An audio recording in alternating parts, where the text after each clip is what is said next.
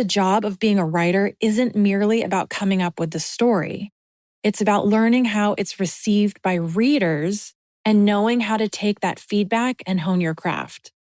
Now, 4 published novels later, I can tell you that while you can't control the type of feedback you get, you can control what you do with it.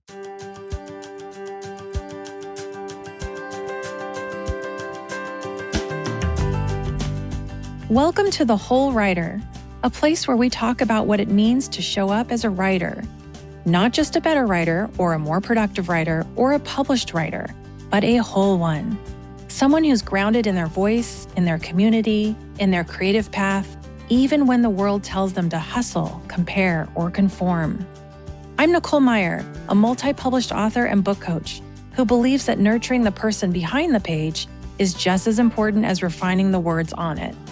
Each week, we'll explore the terrain of writing life with honesty, warmth, and practical wisdom, creating space for you to write from a place of wholeness rather than depletion. Whether you're drafting your first manuscript or publishing your 5th book, you'll find conversation and companionship for the journey here. So, settle in, bring your questions and your curiosity, and let's discover what it means to write and live with authenticity and purpose. Hey there, writers, welcome on in. Today, we're going to dive into a topic that every novelist encounters sooner or later, and that is how to handle feedback without losing your voice. All right, let's face it, getting feedback on your work can be exhilarating, terrifying, or overwhelming all at once. Sometimes it can just be straight up thrilling, and that's great.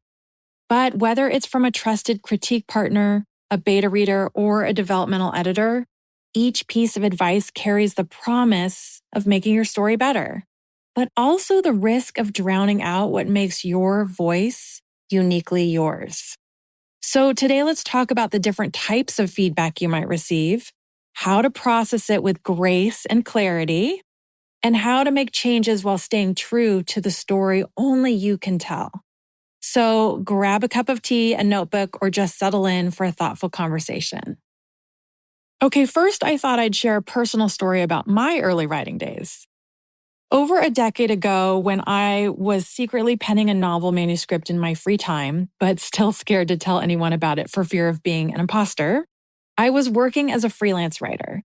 In fact, my very first job was writing a blog for my local visitors association. From there, I got hired to write for local lifestyle magazines and so on and so forth. And one of the biggest takeaways from those early jobs was how to work with an editor. And let me tell you, I learned some valuable lessons. That's because the job of being a writer isn't merely about coming up with the story. It's about learning how it's received by readers and knowing how to take that feedback and hone your craft. Now, 4 published novels later, I can tell you that while you can't control the type of feedback you get, you can control what you do with it. So let's get into it. Okay, let's first talk about types of feedback and why they matter, because really there are very different types out there. Feedback comes in all shapes and sizes, depending on who's giving it and where you are in your writing process. So let's break it down. The first kind is that of writer friends and critique partners. These are your peers, fellow writers who understand the craft and often bring valuable insight about pacing, character arcs, genre expectations, etc. Their feedback is usually conversational and collaborative, helping you see blind spots without overwhelming you. The next kind is that of beta readers. So these are your early audience members. They approach your story from a reader's perspective. I often like to say they are doing it from an entertainment perspective. They can offer insight on how your book will resonate with its intended audience. So you can expect comments about what's engaging, what they like, what they don't like, maybe where they got lost or confused, and what's emotionally resonant. And then the third type of feedback is that of a professional, so a developmental editor or book coach. These professionals dive deep into story structure and mechanics of your book. And this is very different feedback from what your book-loving beta readers or untrained critique partners will likely give you. Because professional editors will ask the tough questions. Does your protagonist's journey feel earned? Are there stakes in every scene? Does the story deliver on its promise? Do your scenes actually have structure? Their feedback is more analytical and it's meant to elevate your story to its best version. Each of these perspectives is invaluable because they address different layers of storytelling. So remember, just as a recap here, we've got writer friends and critique partners, beta readers, and then professional editors. Together, all of that feedback is like a symphony that can harmonize your novel. I love thinking about it that way. If you know how to conduct the orchestra. So let's now talk about processing that feedback without losing yourself. All right. When you first receive feedback, it's tempting to react immediately. I myself usually experience a whole host of emotions at the start. Maybe you're disappointed or defensive. Maybe you're ready to throw everything out and start over. Here's my advice. Don't. Take a pause. Before you dive into the comments, take a breath. Read through all the feedback without making changes. Then I suggest you step away. Give yourself a day or two to let the initial emotional reaction settle. Being reactionary in this phase is really not going to help you. So reflect. Ask yourself, does this feedback align with my vision for the story? Are there patterns in the feedback? If multiple people point out the same issue, it's worth paying attention to. Then ask yourself what excites me about their suggestions and what feels off. What makes sense in terms of strengthening what's already on the page? Each of these questions you can ask yourself, I would recommend doing it in a journal prompt because you get it down in writing and it really causes you to reflect on each of the answers in a different way. Okay, now that you've allowed for reflection, I suggest categorizing the feedback. Separate the comments into 3 buckets.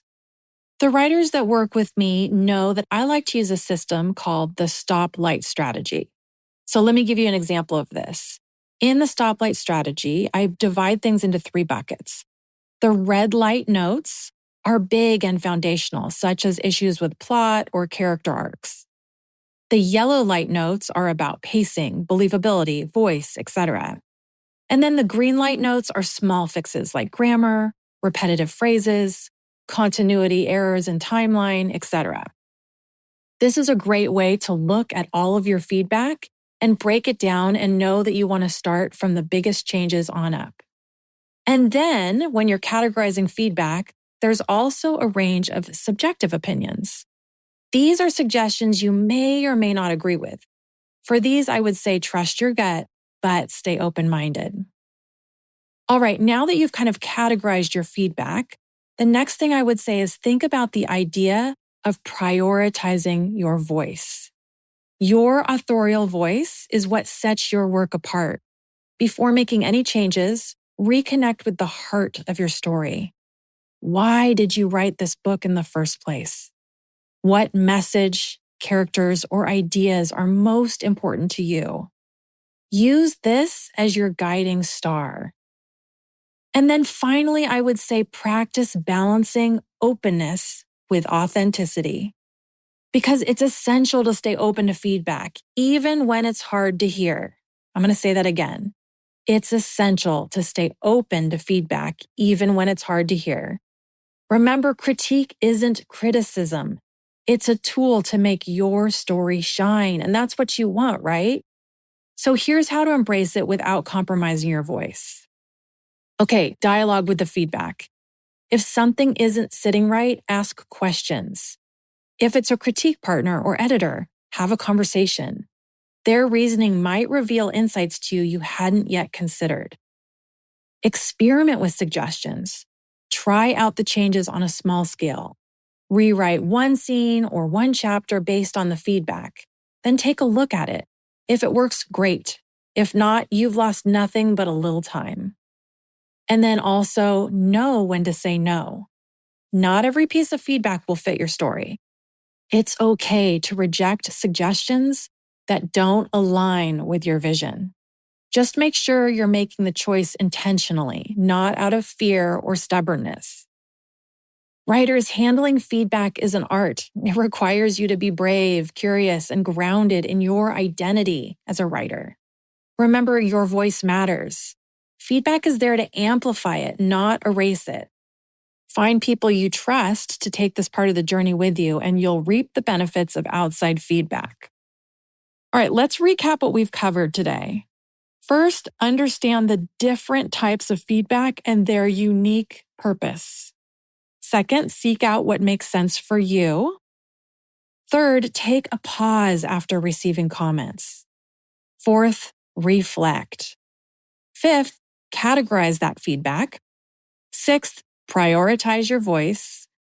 And finally, seventh, balance openness with authenticity. That, my friends, is a good recipe for receiving feedback. Okay, thanks for joining me today. I hope you found some nuggets of inspiration in this episode. If you're looking for more support in your writing journey, don't forget to check out my courses and one-on-one book coaching at NicoleMeyer.com. Until next time, everyone, keep writing, keep growing, and keep shining your unique light through your stories. If you want to check out my coaching programs for fiction writers, visit NicoleMeyer.com. That's MEIER. And if you like this episode, I'd love you to take a minute to leave a rating and review for this podcast. This will help more writers like you to discover the show and to get going on their writing journey. Thanks so much for listening. Until next time, happy writing, everyone.